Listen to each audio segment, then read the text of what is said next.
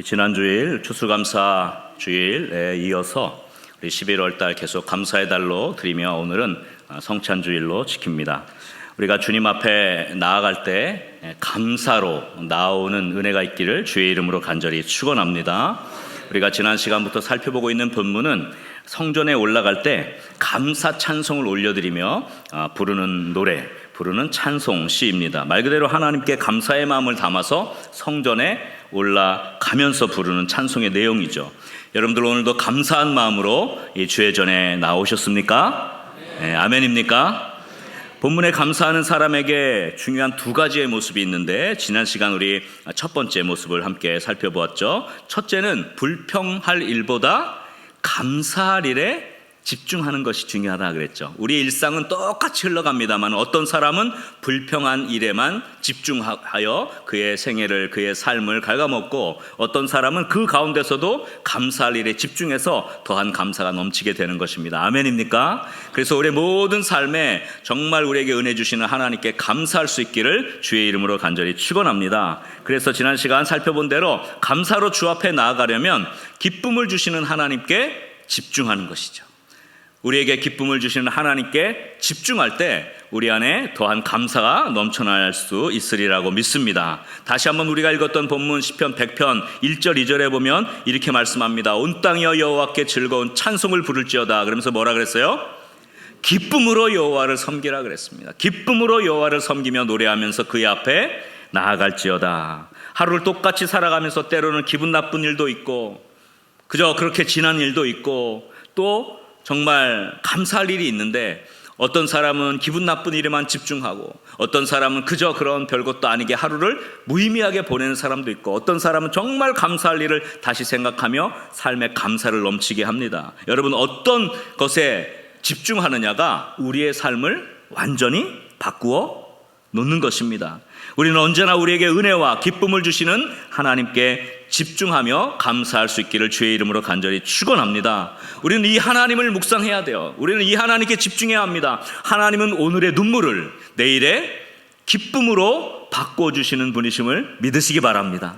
이 하나님을 묵상하는 거예요. 이 하나님께 집중하는 겁니다. 하나님은 우리의 죄악을 사하시고 우리를 용서하시는 분이십니다. 아멘입니까?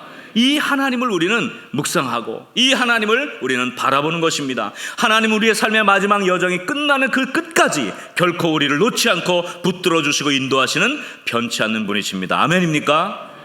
이 하나님께 집중할 수 있기를 주의 이름으로 간절히 축원합니다. 그럴 때 우리 삶에 더한 감사가 넘치게 될 것이고 아무리 힘들고 어렵고 힘겨운 일이 놓여있다 할지라도 우리가 이 하나님을 묵상하고 이 하나님께 집중할 때 우리가 정말로 진정한 기쁨을 주시는 이 하나님 때문에 우리는 다시 한번 감사의 삶을 회복할 수 있게 되리라고 믿습니다. 우리 한번 옆 사람에게 이렇게 물어봅시다. 무엇에 집중하고 있습니까?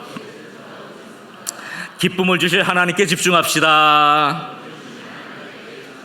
할렐루야. 오늘은 두 번째 말씀을 좀 살펴보려고 합니다. 한번 저를 따라 합시다. 감사로 주 앞에 나아가려면 언제나 선하신 하나님께, 다시 한번 언제나 선하신 하나님께 집중해야 한다. 네, 우리에게 기쁨을 주시는 하나님께 집중해야 하기도 하지만 또 하나는 하나님의 선하심을 묵상하는 겁니다. 하나님께서 우리에게 언제나 선하신 분이라는 것을 우리가 집중해야 하는 것입니다. 오늘 본문 말씀에 보니까 우리 4절에 이렇게 말씀했습니다. 감사함으로 그의 문에 들어가며 찬송함으로 그의 궁정에 들어가서 그에게 감사하며 그의 이름을 어떻게 하라고요? 송축할지어다 그랬습니다. 여러분 감사는 찬양과 직결되죠. 감사하면 찬양하게 되어 있고 찬양하면 감사가 떠오르게 됩니다. 이스라엘 백성들은 항상 하나님 앞에 나아갈 때 그의 입술을 열어서 감사 찬송하며 그의 성전으로 그의 궁전으로 들어갔다고 합니다. 그러면 왜 이스라엘 백성은 이렇게 기뻐하며 감사하며 찬양하며 그 입술에 찬송을 머금고 주의 전으로 올라갔을까요? 그 이유가 무엇입니까? 그게 바로 5절에 나와 있죠. 5절 말씀은 한번 다 같이 읽어보겠습니다. 여호와는 선하시니 그의 인자하심이 영원하고 그의 성실하심이 대대에 이르리로다. 여호와는 어떠신 분이십니까? 선하신 분이죠. 이스라엘 백성은 이것을 알았던 거죠. 이스라엘 백성은 이것을 기억했습니다. 이스라엘 백성은 이 하나님의 선하심에 집중한 것입니다. 이스라엘 백성이 하나님 앞에 나아갈 때, 성전으로 올라갈 때 하나님의 선하심 때문에, 무엇 때문에? 하나님의 선하심 때문에 하나님을 찬양하고 하나님께 경배하고 감사했던 것입니다. 여러분, 하나님이 선하시다는 것은 무엇을 의미합니까? 하나님의 선하심은 무엇입니까? 그 뒤에 보면 그 인자하심이 영원하고 성실하심이 대대에 이른다는 말이 있죠. 이 말은 선하심을 펼쳐놓은 말이에요. 선하심은 뭡니까? 변치 않으신다는 거예요. 변치 않고 우리를 사랑하시는 하나님, 변치 않고 그 백성을 지키시는 하나님, 변치 않고 붙들어 주시는 그 하나님이 바로 선하신 하나님이시죠. 이것을 영적으로 살펴보면 하나님이 한 번 구원하기로 작정하시고 하나님의 자녀로 백성으로 삼으신 그 어떤 사람들은 끝까지 하나님께서 버리지 않고 포기하지 않고 그 사랑을 거두지 않으신다는 말입니다. 바로 이것이 하나님의 선하심입니다. 여러분, 하나님께서 선하심으로 여러분을 이제까지 인도하신 줄 믿으시기 바랍니다. 때로는 우리는 연약하여 주님이 보실 때 부족한 것도 많고 주님을 원망하기도 했고 주님 곁을 떠나가기도 했고 우리의 삶을 주님께 온전히 드리지도 못하고 감사하지도 못했던 그런 불평이 많았던 삶이었지만, 그러나 그럼에도 불구하고 하나님은 여전히 우리를 사랑하셔서 그때도 우리를 붙들어 주시고 그때도 우리를 일으켜 세워주시고 그때도 우리의 눈물을 닦아주시고 도닥여 주시고 품 안아 주셔서 이 자리까지 인도하셨다는 사실 여러분 믿으시기 바랍니다. 바로 그 하나님이 선하신 하나님이신 것이죠. 이러한 하나님의 선하심이 가장 극명하게 나타난 사건이 바로 예수님의 십자가 사건입니다. 사람들은 하나님을 거역했습니다. 하나님을 버렸습니다. 하나님을 떠나갔습니다. 하나님을 거역하고 배반한 그 사람들은 하나님께서 진노하고 저주에 처해도 당연했지만, 그러나 하나님은 선하시기 때문에, 하나님은 신실하시기 때문에 하나님의 그 선하심이 거역하고 배신하고 떠나간 그 백성들을 여전히 사랑하셔서 그 아들을 십자가에 내어주시고 그 핏값으로 다시 사셔서 계속해서 하나님의 자녀로 백성으로 살 수 있도록 곁에 두셨다는 거예요. 여러분, 그것이 하나님의 선하심입니다.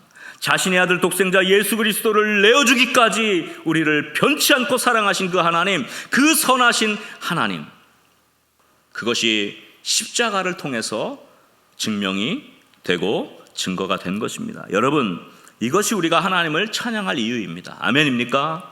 여러분, 우리가 하나님 앞에 나올 때 감사하면서 감격하면서 나와야 할 이유는 하나님이 우리를 버리지 않으셨다는 것, 하나님이 우리를 끝까지 붙들어 주신다는 것, 하나님의 그 선하심 때문에 우리는 여전히 하나님을 찬양하고 감사해야 할 것입니다. 오늘은 성찬주일로 지킵니다.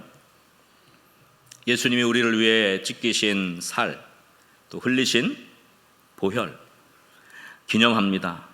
여러분, 감사함으로 이 성찬 예식에 참여할 수 있기를 주의 이름으로 간절히 축원합니다.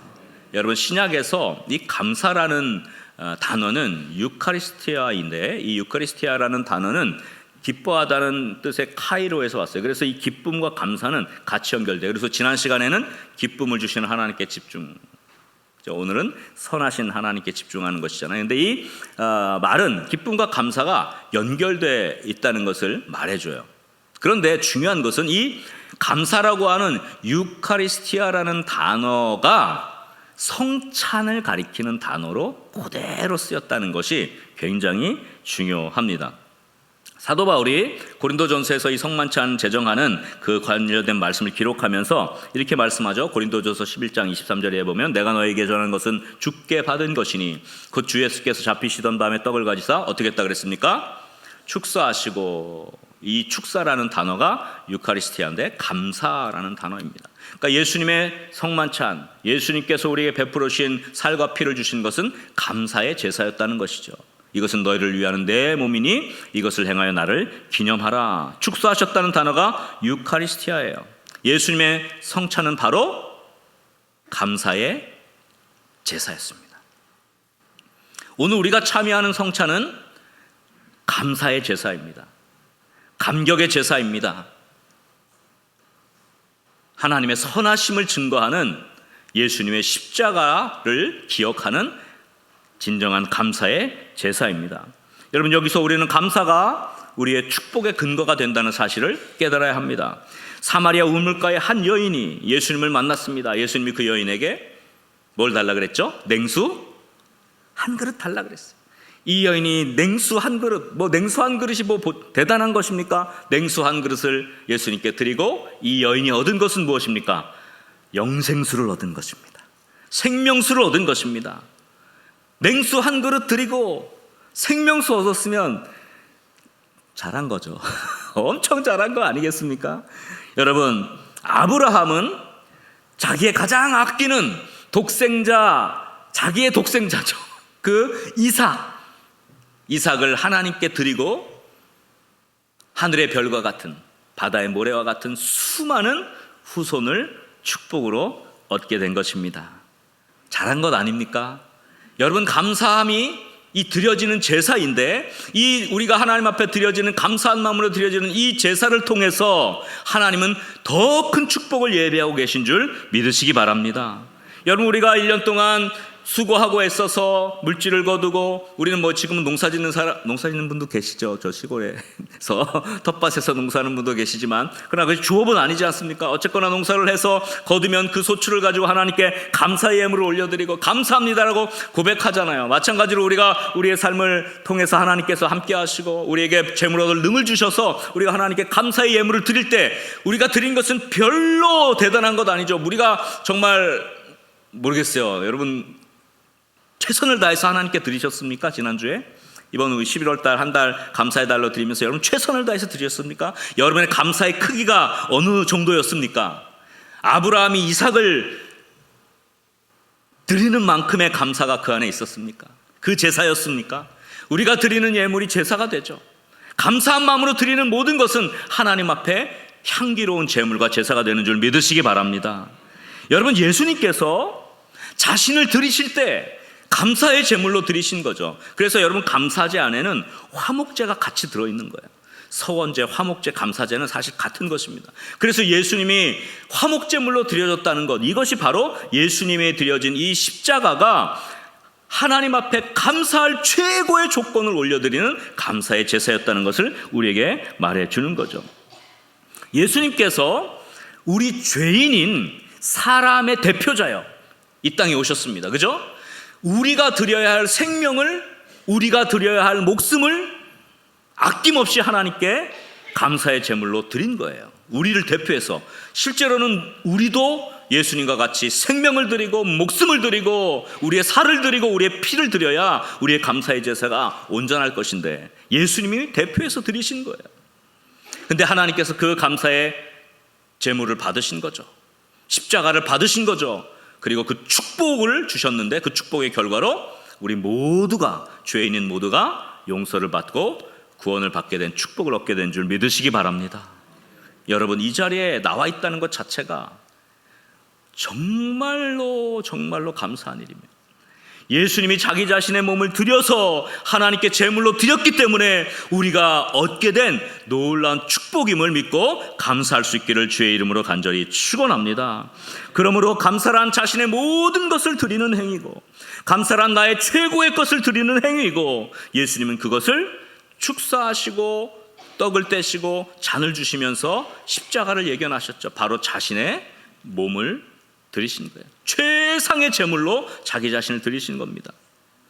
여러분, 오늘 우리가 예수님의 성찬에 참여하는 것도 이 예수님의 하나님께 대한 최상의 감사에 여러분이 참여하는 것입니다.